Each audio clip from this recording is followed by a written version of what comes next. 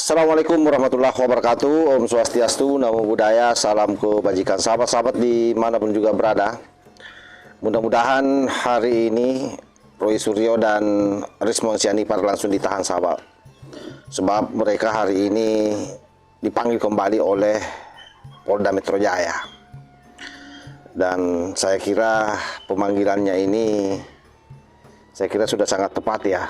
Sebab mereka semakin liar narasinya kemana-mana. Dan bahkan amunisi mereka semakin bertambah.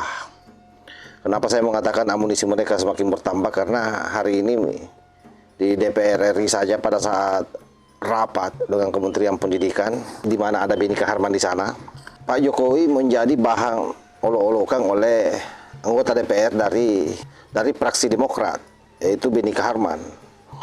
Dan ini juga semakin menegaskan bahwa Demokrat tidak bisa lari dari bayang-bayang kasus ijazah Pak Jokowi. Apalagi muncul Denny Indrayana dan tadi malam juga sudah tampil di layar kaca ya melalui programnya Aiman.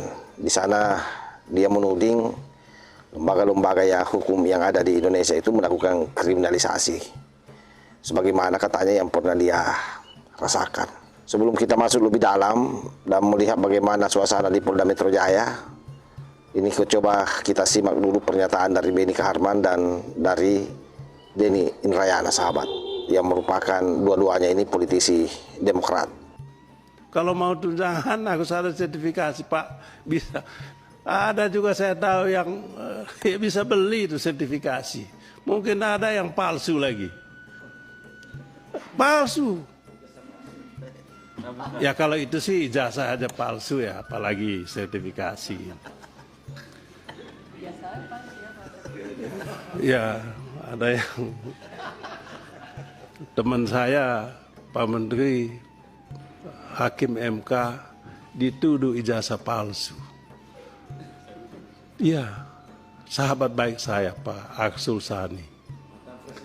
Tapi hebatnya dia tampil di depan tunjuk itu ijazahnya yang asli.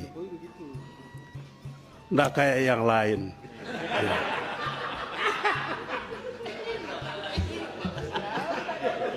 Ada alasan pribadi ya. Bagi saya tidak sulit untuk melihat karakter kriminalisasi dan intimidasi dari satu perkara pidana akhir-akhir ini. Baik. Saya sendiri mengalami itu. Kalau hanya dikatakan bawa ke pengadilan, nanti buktikan di pengadilan, itu adalah pengadilan yang betul-betul ideal. Pengadilan pidana yang betul-betul berjarak, bisa menjaga jarak kepolisiannya dari Pak Jokowi. Apakah bisa Kapolri Roy Suryo yang punya hubungan personal dengan Pak Jokowi sejak di Solo menjaga jarak untuk memberikan ruang juga bagi Roy Suryo membela dirinya? Memang betapa Partai Demokrat jor-joran ya.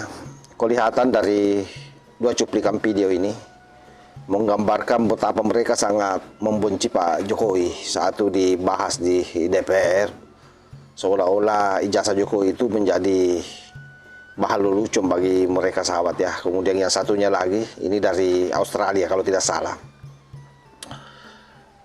menuding bahwa lembaga-lembaga polisi di Indonesia itu kasarnya kong kali kong dengan Pak Jokowi.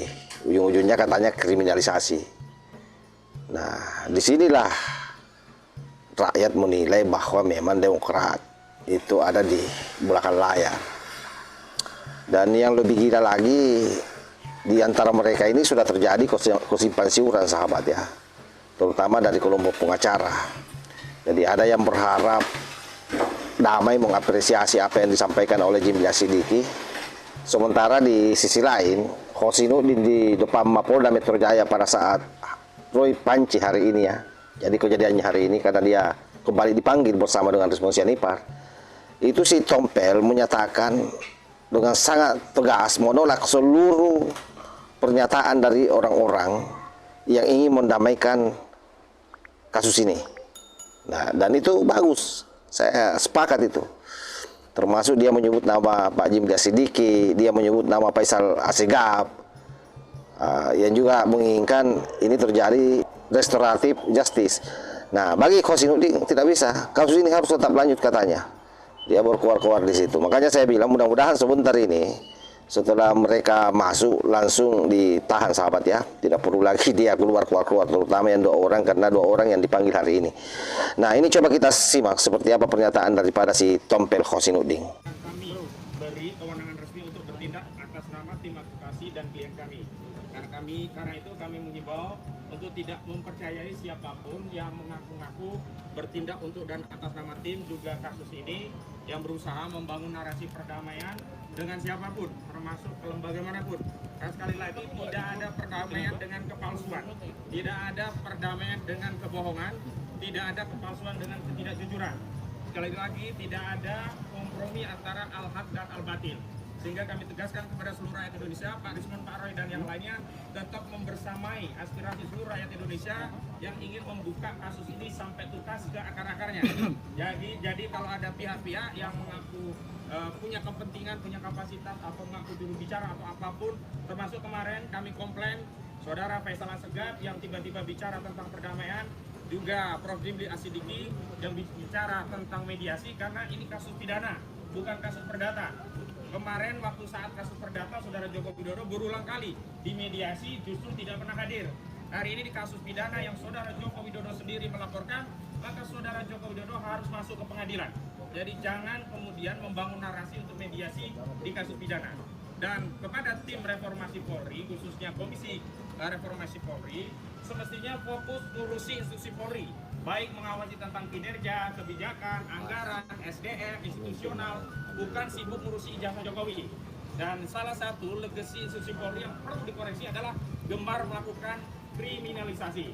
Dan karena kriminalisasi itulah hari ini klien kami Pak Roy Suryo dan kawan-kawan menjadi statusnya menjadi tersangka begitu.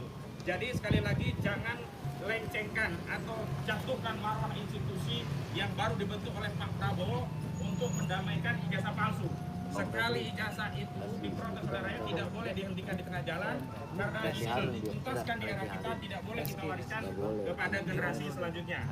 Yang kedua, terkait gelar perkara khusus, kami sudah mengirim gelar perkara khusus di bagian Wasidik di Polda Metro Jaya 21. Jadi dari sini kita sudah bisa memberikan penilaian siapa yang paling berkepentingan sebenarnya ingin mempermalukan Pak Jokowi. Nah, setelah kita membahas Demokrat tadi, ya salah satunya si Tompel ini. Karena dia ini ex-HTI dan ormasnya kan pernah dibukukan. Makanya saya tidak kaget.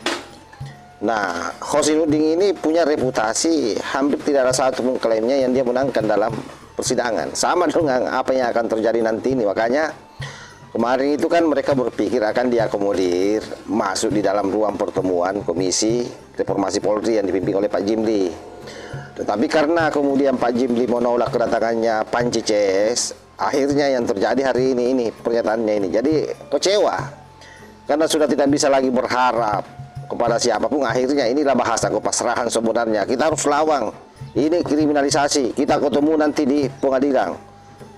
Ya pasti kau ketemu. Dan saya bisa membayangkan nanti kan Khosinuddin ini sebagai pengacara, sudah saya bayangkan bagaimana modelnya nanti di pengadilan. Saudara Jokowi, apa benar saudara Jokowi ini, saudara Jokowi.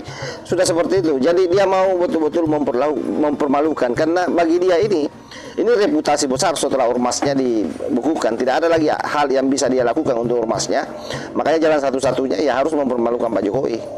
Nah, apalagi hari ini pemerintahan dipimpin oleh Pak Prabowo, ormas HTI ini akan semakin sempit sahabat. Ruang geraknya akan semakin terjepit. Jadi itu saja sebenarnya. Jadi jangan berpikir bahwa ini murni karena memang soal rakyat. Rakyat ini hanya menjadi jualan di mulut mereka ini. Karena itu sahabat-sahabat sekalian, mudah-mudahan sekali lagi kita berharaplah ketegasan dari Polda Metro Jaya, karena ini digiring terus ini. Terlanjur kalian selalu di-judge sebagai lembaga yang mengkriminalisasi.